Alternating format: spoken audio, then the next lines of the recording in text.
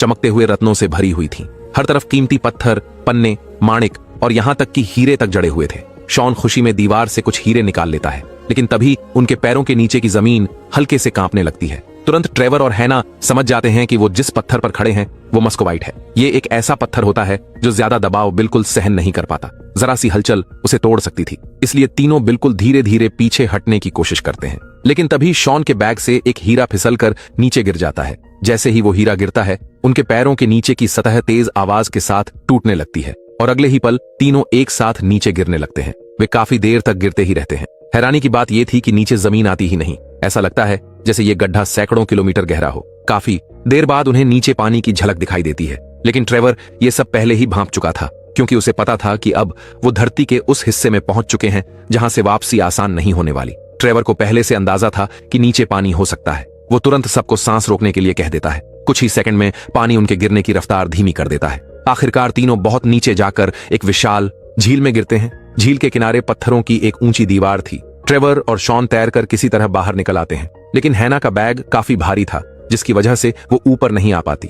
ये देखते ही ट्रेवर बिना देर किए फिर से पानी में कूद जाता है और हैना को खींचकर बाहर ले आता है। तीनों पूरी तरह थक चुके थे। वो झील के किनारे लेटकर सांस लेने लगते हैं। तभी अचानक उनके ऊपर से कुछ अजीब से पक्षी उड़ते हैं। इन पक्षियों के शरीर से हल्की हल्की चमक निकल रही थी। ट्रेवर बताता है कि ऐसे चमकदार पक्षी कभी पृथ्वी पर मौजूद थे, लेकिन लगभग 50 मिलियन साल पहले ये प्रजाति खत्म हो चुकी थी। हैरानी की बात यह थी कि धरती की गहराइयों में इनका अस्तित्व अब भी बचा हुआ था। वो पक्षी उन्हें इशारों में आगे बढ़ने का रास्ता दिखाते हैं। तीनों उन्हें फॉलो करते हुए एक खुले इलाके में पहुंच जाते हैं। जैसे ही वो आगे देखते हैं, उनकी आंखें हैरानी से खुली रह जाती हैं। उनके सामने एक अद्भुत दुनिया फैली हुई थी। धरती के इतने अंदर घने पेड़, हरियाली और रंग बिरंगे फूल मौजूद थे। चारों तरफ जीवन से भरा हुआ एक अलग ही संसार था। तभी ट्रेवर समझ जाता है कि यही असली सेंटर ऑफ द अर्थ है, क्योंकि ये जगह जूल्स वर्न की किताब में लिखे वर्णन से बिल्कुल मेल खा रही थी। इसका मतलब साफ था, मैक्स और गियर्सन दोनों सही थे। इस अनोखी दुनिया को देखते हुए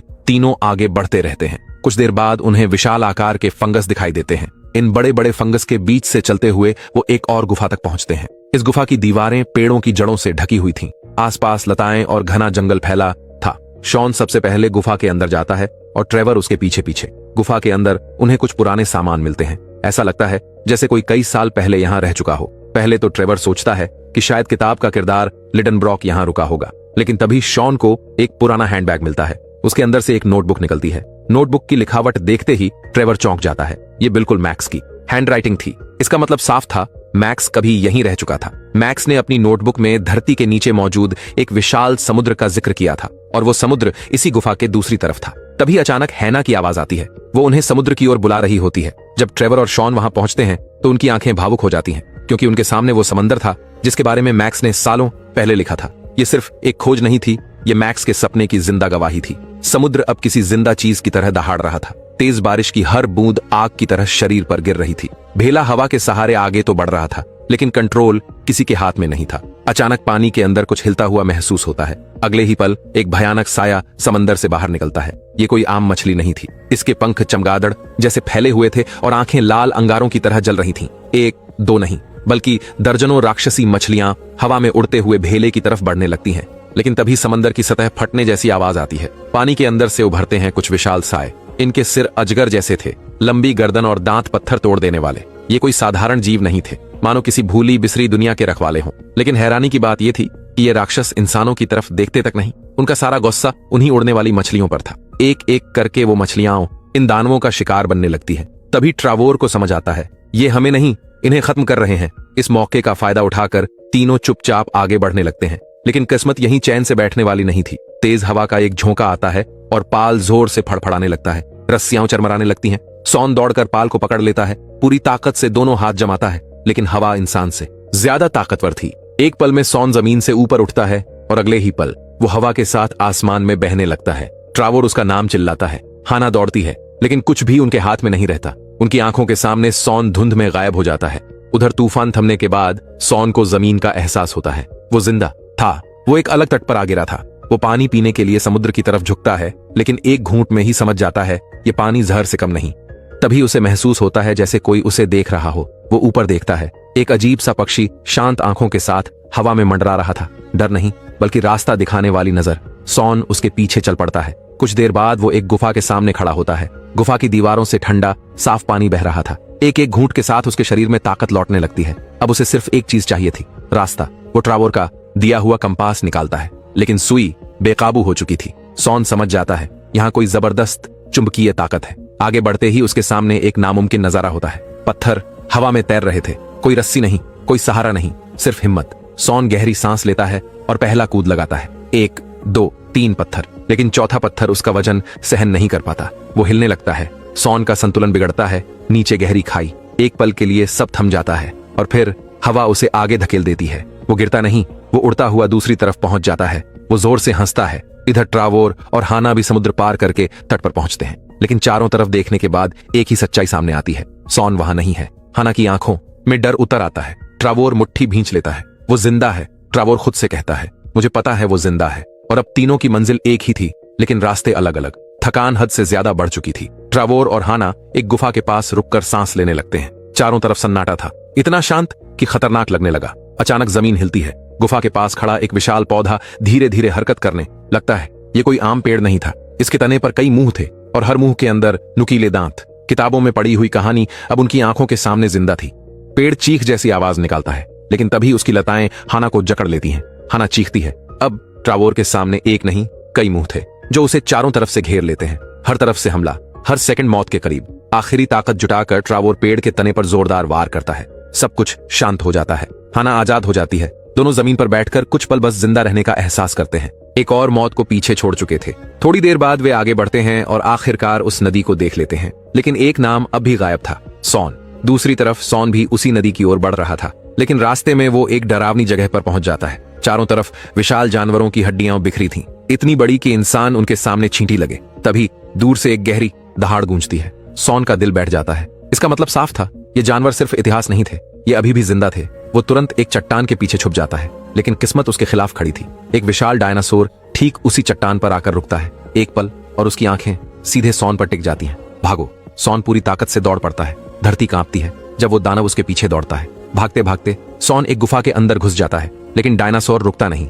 वो अपना विशाल मुंह गुफा के अंदर डाल देता है। उसकी ताकत से गुफा की दीवारें टूटने लगती हैं, पत्थर गिरने लगते हैं। सॉन फंस चुका था। इधर ट्रावोर फैसला करता है कि वो सॉन को खुद ढूंढेगा। वो हाना से कहता है कि वो नदी के पास इंतजार करे। कुछ पल के लिए दोनों चुप हो जाते हैं। इस सफर ने उन्हें करीब ला दिया था। डर, भरोसा और साथ सब कुछ बांट चुके थे। एक हल्की सी मुस्कान, एक लंबी नजर। फिर ट्रावोर मुड़ जाता है। थोड़ी दूर चलने के बाद उसे वहीं दहाड़ सुनाई देती है और फिर एक आवाज, ट्रावोर! ये सॉन की आवाज थी।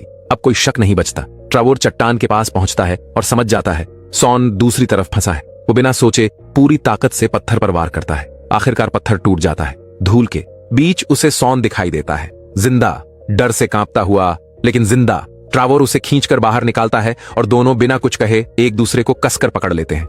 डायनासोर अभी खत्म नहीं हुआ था। चट्टाने तोड़ता हुआ वह फिर से ठीक उनके सामने आ खड़ा हुआ। अब बचने का कोई रास्ता नहीं दिख रहा था। ट्रेवर और सीन जान बचाकर दौड़ने लगते हैं। डायनासोर की भारी सांसें उनकी गर्दन पर महसूस हो रही थीं। बस कुछ ही सेकंड की बात थी। तभी दौड़ते दौड़ते ट्रेवर की नजर जमीन पर पड़ती है। वही कमजोर पत्थर, मास्कोबाइट। उसी पल उसके दिमाग में एक आखिरी प्लान आता है। वह जानबूझकर अपनी दिशा बदलता है ताकि डायनासोर उसी पत्थर पर चढ़ जाए, और ठीक वैसा ही होता है। जैसे ही डायनासोर अपना पूरा वजन उस पत्थर पर डालता है, धरती जोरदार आवाज के साथ टूट जाती है। मास्कोबाइट उसका भार नहीं झेल पाता और डायनासोर गहरी खाई में समा जाता है। लेकिन खतरा अभी खत्म नहीं हुआ था। पत्थर टूटने से ट्रेवर खुद भी नीचे गिरने लगता है। आखिरी पल में वह चट्टान के किनारे को पकड़ लेता है। सीन पूरी ताकत लगाकर उसे ऊपर खींच लेता है। अब बिना वक्त गंवाए दोनों गर्म पानी वाली नदी की ओर बढ़ते हैं। कुछ देर बाद वे आखिरकार उस नदी तक पहुंच जाते हैं, लेकिन एक नई परेशानी सामने थी। नदी पार करने के लिए उनके पास कोई नाव नहीं थी। तभी उन्हें सामने हाना दिखाई देती है। हाना ने डायनासोर के एक विशाल कंकाल को नाव की तरह इस्तेमाल किया था। वह उसे पानी पर तैराते हुए आगे बढ़ रही थी। हाना को देखकर सीन और ट्रेवर खुशी से झूम उठते हैं। तीनों उस कंकाल पर चढ़ते हैं और तेज धारा उन्हें बहुत दूर तक बहा ले जाती है। लेकिन धीरे धीरे पानी की गहराई कम होने लगती है। अब साफ दिखने लगता है कि आगे नदी खत्म हो रही है। डायनासोर का कंकाल पतली जलधारा में फिसलता हुआ आगे बढ़ता है और अचानक वे एक विशाल गड्ढे के सामने रुक जाते हैं। यह कोई साधारण गड्ढा नहीं था, यह था लावा ट्यूब। नीचे से तेज रफ्तार में जलता हुआ लावा ऊपर आ रहा था। अब उनके पास बस एक ही रास्ता था, इसी ट्यूब के जरिए बाहर निकलना। लेकिन कैसे? उसी पल ट्रेवर को ट्यूब की दीवारों पर मैग्नीशियम की परत नजर आती है। वह तुरंत हाना से फ्लेयर मांगता है। पहला फ्लेयर जलाया जाता है, कुछ नहीं होता। दूसरा फ्लेयर भी निष्फल, क्योंकि ट्यूब की दीवारें गीली थीं। अब बस एक ही फ्लेयर बचा था, आखिरी उम्मीद। ट्रेवर उसे और नीचे की ओर फेंक देता है। कुछ पल तक सब कुछ शांत रहता है। फ्लेयर बुझ चुका था। तीनों को लगता है अब सब खत्म, लेकिन अगले ही पल मैग्नीशियम आग पकड़ लेता है। भयानक विस्फोट होता है, तेज दबाव बनता है और वही दबाव उन्हें ऊपर की ओर धकेलने लगता है। लावा ट्यूब एक विशाल कैनन बन चुकी थी और उसी पल वे गड्ढे के ऊपर नीला आसमान देखते हैं। वे बाहर निकल चुके थे, जिंदा। अचानक जबरदस्त दबाव के साथ वे तीनों एक ज्वालामुखी के मुहाने से बाहर उछलते हैं। आग, धुआं और राख के बीच वे आसमान में फेंके जाते हैं और अगला ही पल वे इटली के मशहूर माउंट वेसुवियस से बाहर निकल चुके थे। गर्मी और राख के कारण वे पहाड़ की ढलान पर फिसलते हुए नीचे की ओर आने लगते हैं। रुकने का कोई तरीका नहीं था। आखिरकार वे पहाड़ के नीचे बने एक घर की छत पर जोर से आ गिरते हैं। घर का एक हिस्सा डायनासोर के जबड़े से टकराकर पूरी तरह टूट चुका था। घर का मालिक उन्हें देखकर घबरा जाता है और चिल्लाने लगता है, लेकिन तभी सीन अपने बैग से एक चमकता हुआ हीरा निकालता है और उस आदमी के हाथ में थमा देता है। हीरे की चमक देखकर उसका गुस्सा तुरंत गायब हो जाता है। दरअसल सीन धरती के अंदर से कई बेशकीमती हीरे साथ लेकर आया था और इसी के साथ यह खतरनाक लेकिन अद्भुत यात्रा आखिरकार खत्म हो जाती है। कुछ समय बाद ट्रेवर दोबारा अपनी यूनिवर्सिटी की लैब में लौटता है। वहां उसकी मुलाकात एलन से होती है। ट्रेवर उसे बताता है कि वह अब अपने नए घर में खुद की लैब शुरू करने वाला है। साथ ही उसकी इस अविश्वसनीय यात्रा पर आधारित रिसर्च साइंटिफिक अमेरिकन जर्नल में छप चुकी है। यानी अब पूरी दुनिया उसकी खोज के बारे में जान चुकी थी। फिर हम ट्रेवर को उसके नए घर में देखते हैं। सीन द्वारा लाए गए हीरों की कीमत कई मिलियन डॉलर थी और उन्हीं में से एक छोटा हीरा बेचकर यह घर खरीदा गया था। लेकिन अब सीन को विदा लेना था। वह अपनी मां के साथ कनाडा जाने वाला था, जबकि हाना ट्रेवर के साथ अमेरिका में ही रहने का फैसला करती है, क्योंकि अब वे दोनों एक कपल बन चुके थे। कनाडा रवाना होने से पहले ट्रेवर सीन को एक किताब देता है। वो किताब थी जूल्स वर्न की the lost city of Atlantis. यानी साफ संकेत था कि भविष्य में एक और रोमांचक यात्रा उनका इंतजार कर रही है। लेकिन असली सरप्राइज अभी बाकी था, क्योंकि सीन उस चमकदार रहस्यमयी पक्षी को अपने साथ लेकर आया था। अब वह पक्षी सीन का पालतू बन चुका था, धरती के गर्भ से लाया गया एक जिंदा सबूत। और इसी याद के साथ यह अद्भुत एडवेंचर यहीं समाप्त होता है।